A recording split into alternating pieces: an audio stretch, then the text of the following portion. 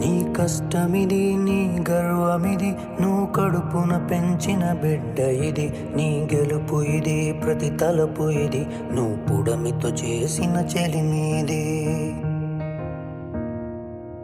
వ్యవసాయమనే నీ సాయముతో పులకరించిన నేల ఇది. మరి అందరి ఆకలి తీర్చిన చేతిని నోటికి నడిపే దారి అది.